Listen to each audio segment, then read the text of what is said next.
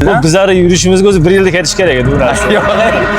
Toyota yakka balon ekan. Maksimal necha tonna yuk ortdingiz shu mashinaga? Bunga 1,5 tonna hozircha ortdi. Men o'zi xohlamayman o'z mashinani qiynashni. Lekin bunga qanishlarim bor. Tavsiya qilganim uchun bu mashinani xarid qildim. 2,5 tonnagacha ortishdi. Ortishdi. Bunga 2,5 tonna ham ortishdi. 2 tonna 300 400 ortdim lekin. 2 tonna 400 kilogramm. Qanday tutasiz? Ya normalni keldi. Zo'r, ha? Maksimal qancha yuk ortdingiz qo'sh balonga? 3 tonna ortdim. 3 tonna ortdingiz. Qanday tutdingiz buni?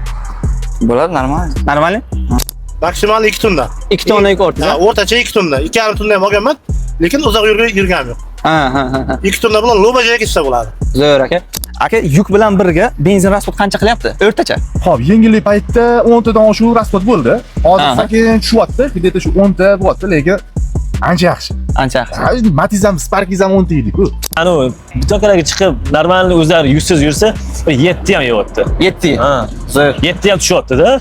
Yuksiz nima deydi? Spokon yursangiz, yuk bilan gazovat qilib yursangiz ko'p ketadi. 15 tadan ozgincha ortsa bu. 15 dan ozgincha ochig'i. Zo'r. Necha litr qildi? 13 tagacha qildi. 13 tagacha. 13 tagacha. Zo'r. Boshqalarga tavsiya qilib bilasizmi? Men tavsiya qilaman kanishni. Bu 3 metr bunaqasi bemalol konditsioner bor bunda. Bu tabiiy.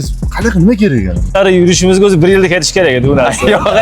Zo'r, chunki tog'da ko'p yuramiz, asalarimiz bor. Boshqalarga tavsiya qilasiz. Ha, albatta yaxshi mashina lekin. Biz oldin Laboda yurganmiz. Bu Labodan ancha yaxshi. Boshqalarga tavsiya qilasizmi? Tavsiya qilaman albatta. Zo'r aka. Toyota Toshqon.